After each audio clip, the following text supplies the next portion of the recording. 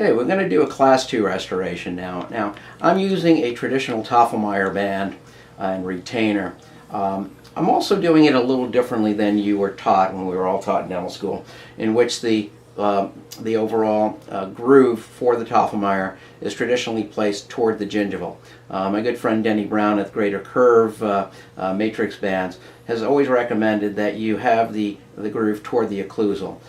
In that capacity, it's going to constrict the band a lot better toward the gingival and give you a better overall anatomical seal in the restoration that you're going to be placing. So I've placed another tip onto the ACTIVA material and etched the enamel of the restoration. We've placed our bonding material within there and cured that according to manufacturer's instructions.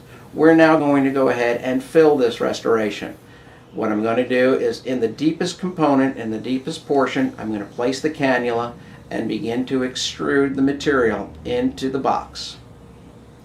And keeping the cannula in the material and in the box and gently backfilling it. As we come up to the occlusal, I'm going to drag it over the pulpal floor gently, then go down into the second box, and I'm going to gently extrude it into that second area to get a fill of that box as well. Again, bringing the cannula slightly out and then bringing it over to the cable surface area, just kind of dragging the material out that way. Now you can get rid of the excess if you would like to. And then I just like to make sure that I have everything to place. Try not to play with it too much, because when you fill up the interproximal boxes the way that I just did, you're going to get a very nice seal all around. If you want to check the interproximals depending on where your band is allowing you to go, you can certainly do that. Now, I'm not completely filled. I've got about a millimeter or two or so onto the pulpal floor, and the boxes are filled just to about the contact area. Notice I'm not curing yet. I'm going to wait that 20 seconds before I do. And then once that's ready, I then cure. Again, another 20 seconds under regular intensity of your LED light.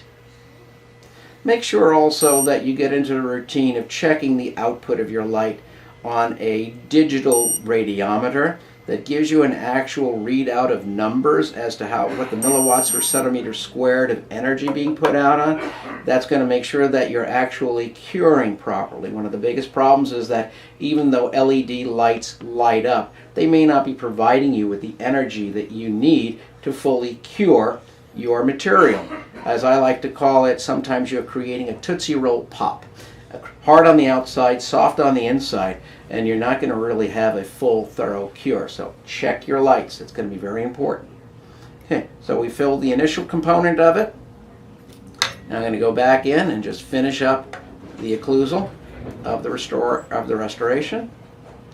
Going to keep my cannula in the material. Just fill it up. I overfill slightly so that this way I can go back in with my trimming burrs after I've completed the preparation and give myself some really nice anatomy. For your anatomy after curing, you can use whatever rotary instrumentation you would normally use for your regular composite procedures and polishing to bring out a high luster on the composite of the ACTIVA.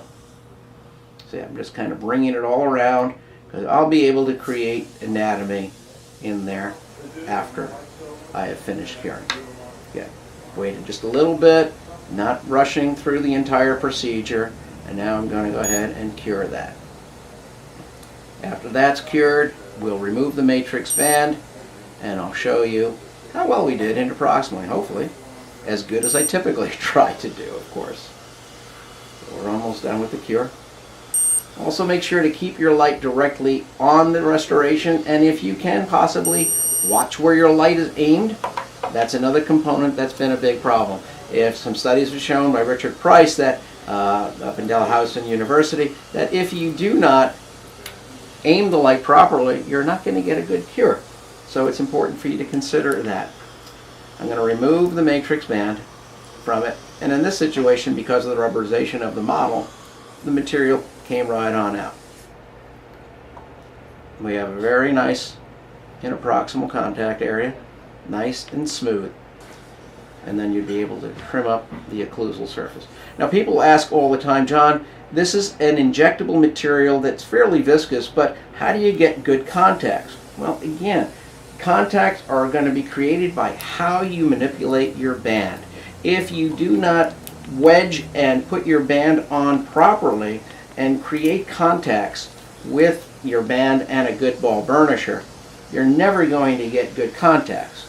So whether you're using a traditional type of composite or an injectable type of material like ACTIVA, you have to create your contacts in your matrix band. That's a very important first step.